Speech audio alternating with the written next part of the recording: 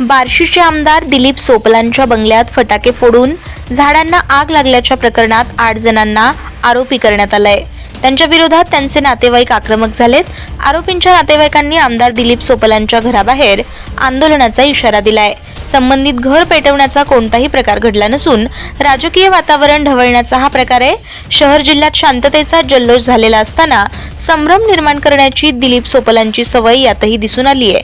त्यामुळे तुमच्या राजकारणासाठी आमच्या मुलांना बदनाम का करता, त्यांचं करिअर का खराब करता, असा सवाल आरोपींच्या नातेवाईक आणि भाजपाचे नगरसेवक संदेश काकडे आणि अमोल चव्हाण यांनी केलाय। नमस्कार, मी मागाशीच प्रसार माध्यमावर बघत असताना एक न्यूज मी त्या ठिकाणी बघितली आणि त्याच्यामध्ये असं सांगण्यात आलं की पॅनेलवर काय आगीचा प्रकार त्या ठिकाणी घडला आणि जर तसा प्रकार काय त्या ठिकाणी घडला असेल तर प्रथमतः मी या ठिकाणी त्या घटनेचा निषेध करतो। पण आम्ही माहिती घेतली असता आम्हाला असं निदर्शनास आलं की असा कुठलाही प्रकार त्या ठिकाणी घडलेला नाही। पण विनाकारण काहीतरी जातीय तेढ निर्माण करणे व राजकीय वातावरण ढवळण्यासाठी जर असं कोण या ठिकाणी घटना घडली, असा बनाव करत असेल तर निश्चितच ही गोष्ट निषेधार्थ आहे।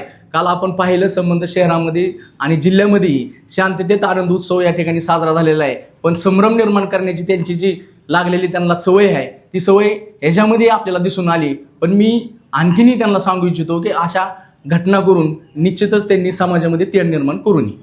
आत्ताच पिनूनी सांगितल्याप्रमाणे पॅव्हलियनवरती कोणत्या घटना घडली आता याची आम्हाला देखील काही कल्पना नाही। पण आम्हाला असं समजतंय की काल पोलीस स्टेशनला काहीतरी आमच्या मातंग समाजाच्या 5 तरुणांची त्या ठिकाणी नावं देण्यात आलेली आहेत। आमचा मुद्दा इतकाच आहे की तुमचं राजकारण असेल, तुम्ही राजकारण करा, पण हे राजकारण करत असताना माझ्या समाजाची मुलं का आपण बदनाम करताय, यामुळे त्या मुलांच्या करिअरवरती परिणाम होतोय, सगळ्या गोष्टीचा परिणाम होतोय। तर तुमचं राजकारण करत असताना तुम्ही कुणाला तरी बदनाम करण्यासाठी माझ्या समाजाचा वापर करू नका। आणि त्याच्यामुळं काय होतं आहे की आमच्या मुलांवरती, आमच्या परिसरावरती, आमच्या भागावरती त्याचा खूप वाईट परिणाम होतो। त्यामुळं जर घटना घडली असेल तर त्याचा ह्यांनी सांगितल्याप्रमाणे आम्ही देखील निषेध करतोय।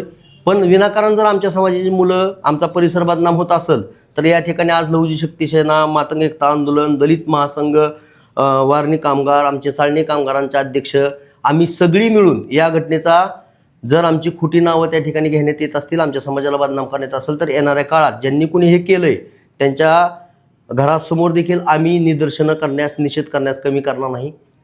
बहुतेक त्यांना विरोधकाचा विजय बहुतेक पचलेला दिसत नाही मला।